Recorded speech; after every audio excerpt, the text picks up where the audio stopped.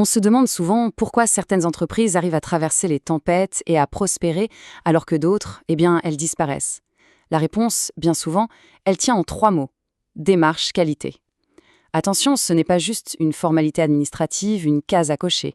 Non, c'est une véritable stratégie, vitale pour survivre et pour réussir.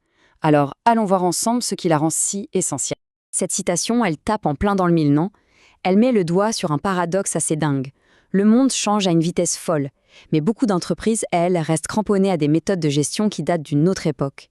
La démarche qualité, c'est justement l'antidote à ça, à cette inertie qui peut être fatale. Pour vraiment saisir l'importance de la qualité, il faut d'abord prendre la mesure du séisme qui a secoué notre environnement économique. Ce n'est pas un petit changement, c'est une mutation complète. En fait, les règles du jeu ont été totalement réécrites. Sur le plan social, les frontières du travail ont explosé. Côté technologie, Internet a tout connecté, créant ce fameux village planétaire.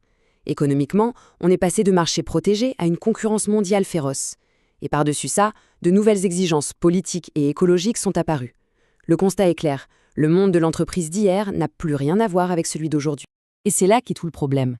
Face à ce monde complètement transformé, beaucoup de dirigeants continuent d'utiliser des outils de management qui datent, sans exagérer, du XVIIIe siècle. C'est un décalage énorme, un anachronisme qui met carrément en péril l'avenir de leur organisation. Bon alors, comment on s'adapte? C'est justement là qu'intervient la démarche qualité. Il ne s'agit pas de faire un peu mieux, non. Il s'agit de repenser toute sa stratégie pour être en phase avec cette nouvelle réalité. La question a l'air simple, mais vous allez voir que la réponse, elle, a énormément évolué avec le temps. Oublions tout de suite l'idée que la qualité, c'est une espèce de perfection absolue et inatteignable.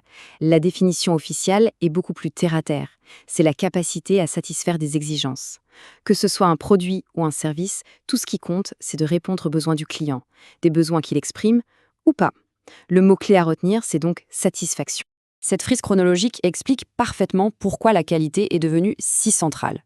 On est parti d'un monde où il y avait plus de demandes que d'offres, où en gros on pouvait vendre n'importe quoi.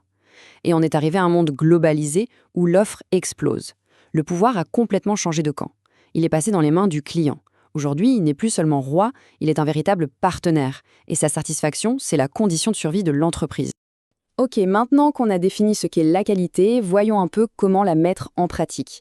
Le management de la qualité, ça repose sur 7 piliers, 7 grands principes. Ce ne sont pas des règles rigides, c'est plutôt une philosophie qui doit infuser toute l'organisation.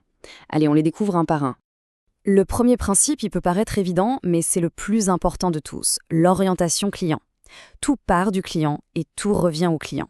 L'idée, ce n'est pas juste de répondre à ses demandes actuelles, c'est d'aller plus loin, anticiper ses besoins de demain et chercher activement à dépasser ses attentes. Sans cette véritable obsession du client, toute démarche qualité est vouée à l'échec. Deuxième pilier, le leadership. La qualité, ça ne se délègue pas à un département qualité dans un coin. C'est une vision, une stratégie qui doit être portée par la direction. C'est aux dirigeants de fixer le cap, de donner les objectifs et surtout de créer un environnement, une culture où chaque collaborateur se sente impliqué et encouragé à viser l'excellence. Troisième principe, l'implication du personnel. Une entreprise, c'est un peu comme une montre de précision. Si un seul petit rouage coince, c'est tout le mécanisme qui est en panne. La qualité, c'est l'affaire de tout le monde. En impliquant chaque personne à tous les niveaux, on libère un potentiel incroyable et on met l'intelligence de tout le monde au service d'un but commun. Quatrièmement, l'approche processus. Beaucoup d'entreprises fonctionnent encore en silo, chaque service dans son couloir. Ce principe, il nous invite à changer complètement de lunettes. Il faut voir l'entreprise comme une chaîne de processus interconnectés qui crée de la valeur pour le client à chaque étape.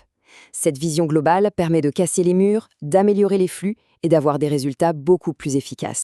Le cinquième principe, c'est l'amélioration. La qualité, ce n'est pas une destination qu'on atteint un jour. C'est un voyage qui ne s'arrête jamais. Il faut que l'idée que rien n'est jamais parfait, qu'on peut toujours faire mieux, soit ancrée dans la culture de l'entreprise. L'objectif, c'est de s'engager dans une quête permanente pour s'améliorer, jour après jour. C'est un véritable état d'esprit. Sixième principe, prendre des décisions fondées sur des preuves.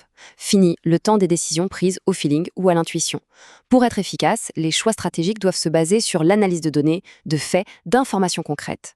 La logique est simple. D'abord on mesure, ensuite on analyse, et seulement après on décide. Et enfin, le 7e principe, le management des relations avec les parties intéressées. Une entreprise, ça ne vit pas en autarcie. Son succès dépend de tout un écosystème de partenaires, de fournisseurs, les distributeurs, etc.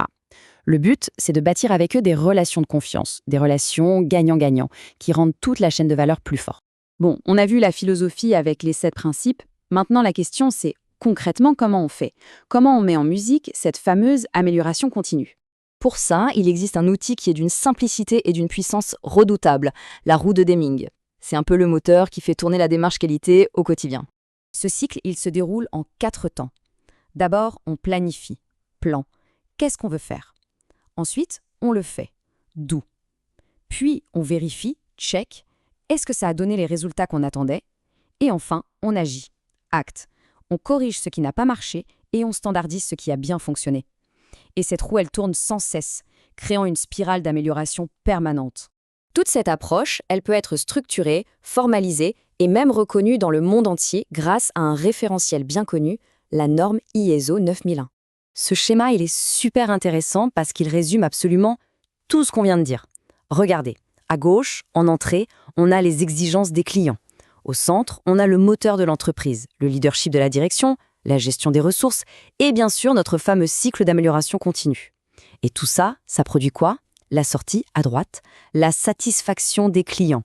La boucle est bouclée, c'est un système complet. Mais au final, tout cet effort, est-ce que ça vaut le coup?